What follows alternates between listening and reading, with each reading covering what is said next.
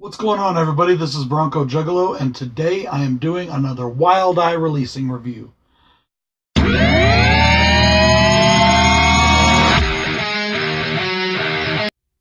Today I am reviewing the 2004 film Stabbed in the Face.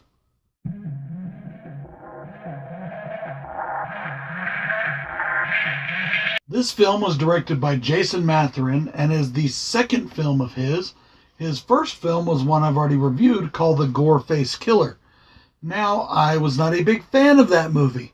Let's find out if his second outing is any better than his first. As always, when it comes to Wild Eye, I gotta thank Rob for just being an awesome guy, sending me videos, and just being an all-around cool dude, and a great company. However, this video didn't come from Rob. This video came from Omniscient Esquire, and he sent it to me to review, and I'm going to now do so. My buddy Jason did this movie, and he was kind of iffy about it. He wasn't, huge on it, if I remember correctly, from what we talked about. But I didn't want to go into it with that, or with the previous outing that I've seen from this director, tainting my perspective. Now, this movie stars Eric Fox as one of our main characters, Terry. And the story is that a group of friends, or quote-unquote acquaintances, decide to spend Halloween in an abandoned house where some murders took place. The house is supposedly haunted by something called the Three-Legged Woman. And while they are there, they are stalked by a mysterious killer. Now, that's our basic storyline. I gotta say, guys, I really wasn't too impressed with this film, but it wasn't, in my opinion, as bad as Gore-Face Killer. Just gotta be honest here, okay?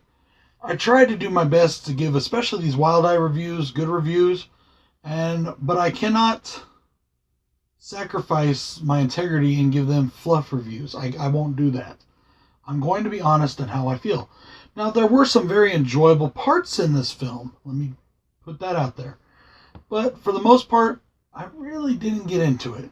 First off, let's talk about the title, Stabbed in the Face. And this cover art. Let me see if you guys can see that a little better. But with a title like that and cover art like that, I expect a lot. And unfortunately, this movie didn't live up to it. Now, this is a low-budget film, and I understand that. And I love low-budget films. And I know that when you have low-budget films, you have to make certain concessions. You just have to. That's the way it is.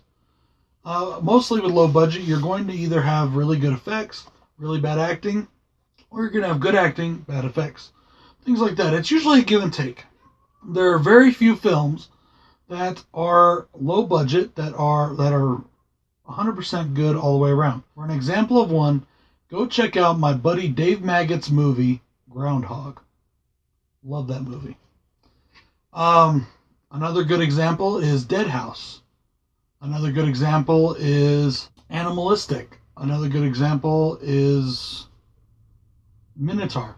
All good movies, low-budget films that are all really, really good. So let's start with the pros, guys, because I want to start off on a good note here. So my first pro in this movie is that the fat guy gets some. Why is that a pro, you might ask? Because in most horror movies, the fat kid is usually nothing more than comic relief who gets killed pretty quickly. And they never get treated fairly. I'm sorry. But speaking as a fat kid, it's fucked up how fat kids are treated in horror films. Some of us fat kids get some, you know what I'm saying? We gets it. I got game. I can do this. Well, not anymore, I'm married, but whatever. I still get it, you know what I'm saying? I gets me some. Anyways, I'm just fucking around, guys. But I do. It does bother me that the fat kid always gets treated that way. And in this movie, the fat kid got himself some. And I thought that was cool. Probably the biggest pro in this movie is the gore and the gore makeup. Done so well. Really good looking.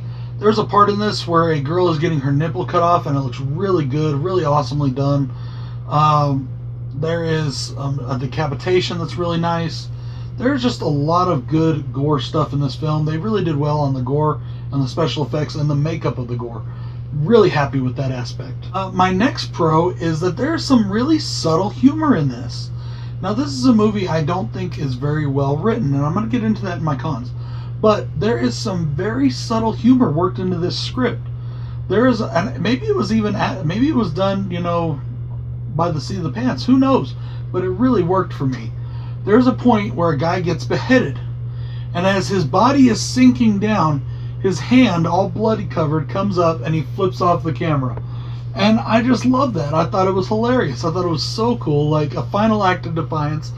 Even though his head isn't there, the body was still reacting. You know what I mean? And I really enjoyed that. I thought it was really good, well-placed, subtle humor. And finally, my final pro is that they have some good homages to other horror films.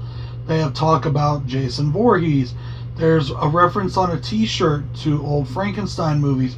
There's just some really good old horror talk in this. They do spend a bit of time talking about horror movies in some of the scenes. And while the scenes themselves can be a little bit drawn out, I really like that they give a real big nod to other horror films. Especially the influential horror films that influence these people.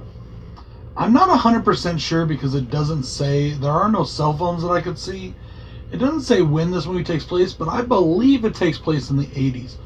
Now there is a conversation going on at a party in a bedroom between some people, and they're talking about how you have to see the movie Nightmare on Elm Street, how good it is. So I'm assuming that this movie was based in that time period. Their cars are definitely from the 80s or before, but there is nothing else to say that it was an 80s film. Damn, it must be cold because here comes that heater, guys. I apologize. So I'm going to speed it up just a little bit. I'm really getting tired of having to wrap my schedule around that stupid thing. I'm really trying though, guys. I really am. And once it gets warmed up again, things will be so much better. This spring, I'm actually going to be working on a actual studio. I hope I'm going to be hopefully getting something like that put together. And I hope it works out well. So starting off with cons, we have my first and foremost con, the first thing I noticed about the movie, the Poots. What are the Poots, you might ask? The Poots are a fucking band that's in the film. They go by their own name in the film. They are in the film. They're in the credit as the Poots. Obviously, this is either the filmmaker's band or a friend of the filmmaker's band that they decided to throw in their movie. And they did the same thing in Goreface Killer. I noticed at the beginning of this film there's a lot of similarities between this one and some of the scenes in Goreface Killer. And that kind of pulled me out of it a little bit, honestly. I was talking to Joe about it, and I was like, well, I wasn't going to mention it because I saw that movie first, and I believe that movie came out after. But then I found out that Goreface Killer came out before this movie, so I am mentioning it. They basically just recreated some scenes from Goreface Killer, and I didn't understand why they did that. I get when you're a low-budget film, you have certain places, certain locations you have to work with, especially if you're like filming it out of your house practically. So I get that. There's certain things you can do, certain things you can't do. But it doesn't excuse lazy writing. And even the writing in some of these scenes was similar to the writing and the dialogue in Goreface Killer. Just saying. Once again, as I was saying, the Poots are a garage band, kind of a punkish garage band, not really, kinda, honestly, really crappy band that they either liked, they were friends with, or the director himself was part of. I don't know. I honestly couldn't tell you. But sometimes I don't think it's a good idea. Oh, you're my buddy and you got a band. Well, let's put you in there. That doesn't always work, guys. Especially if the band is crap. I'm sorry, but if they're crap, my best friend in the world, if he has a shitty-ass band, I'm not going to put him in my movie unless I'm trying to make him look like shit. I'm sorry. I know that sounds really fucking mean, but it totally made me step out of the movie and just like, man, this really sucks. And I just didn't like it. I really did. I know that sounds so mean, and I'm so sorry that that's mean. But it's just how I feel. Now, if I'm best friends with fucking Metallica, hell yes, I want them in my movie. You know, or if my best friend's band is actually semi-talented, I wouldn't mind them in the movie. I wouldn't mind, I'll have them in the movie. I just don't, well, whatever, you know, I guess it's a matter of taste. Some people have different tastes. It is what it is. Whatever. Get over it. Going on right behind the camera is my review of Terrifier. And it's at the scene where he saws the girl in half. on the TV behind me and Bill, and I'm watching it as I'm reviewing because it's just too funny. My next bit of contention is the acting. Now, okay, I give them a little leeway because it is a low-budget film. Most of these people didn't go on to do anything. They have never done anything prior. It's just, it is what it is. A lot of people, when you have a low-budget film, you're asking your friends to be involved. You're asking people to, you're hiring local actors, from the community theater or whatever. It's not a big deal. That's just the way it is. But some of the acting was done very, okay, there's this one guy in the movie whose girlfriend gets killed, and he is just a pussy. I'm sorry, but he's a fucking pussy. And he's whining and crying throughout the whole movie, and it's just so badly done, so fake sounding. It took me out of the film. So, this brings up my final con, and my final con is the writing and concept of this film. Okay, they just tried to introduce too many elements. As I told you, this movie takes place in a supposedly haunted house. And then there is a killer killing people. Here comes the big spoilers, guys. They introduce multiple killers. One of the killers has nothing to do with anything that's going on in this movie. It's just kind of like a side story that never gets resolved. Two of the killers have to do with the movie, and one of them shouldn't even be a killer, and it makes no sense, and they try to give it like a twist. But, you can tell who one of the killers is going to be right from the start. All the earmarks, the fucked up drawings, the ranting and raving on paper, all kinds of shit like that. And you know that he's going to be a killer. You just know it. He's having delusions of killing people in school, things like that. So, you got all that going on, right? So we have 3 separate killers right now, right? And then they introduce the supernatural aspect. The cabinets start opening by themselves, things like that. And then at the ending, big spoiler, our killer, one of our main killers, our last guy, our final guy and killer, if you can be both, Terry, played by Eric Fox, is sitting in his car, all like, all right, yeah, I did it, I got it, and blah, blah, blah, blah, blah, all this shit. And all of a sudden, you see the 3-legged woman pop up behind him, and then in front of him, and then to the side, and then all of a sudden she attacks, and that's when the movie ends. And it's like, okay, so we already have not 1, not 2, but 3 different killers. We have all of that, and now we're going to try and work in this supernatural element that just really felt like it was just thrown in there.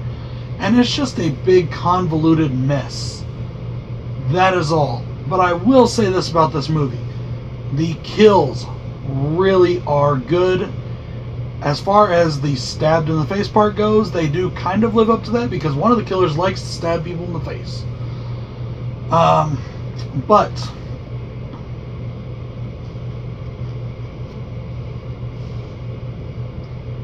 this is honestly not a movie that I would recommend. I'm sorry, Wild Eye.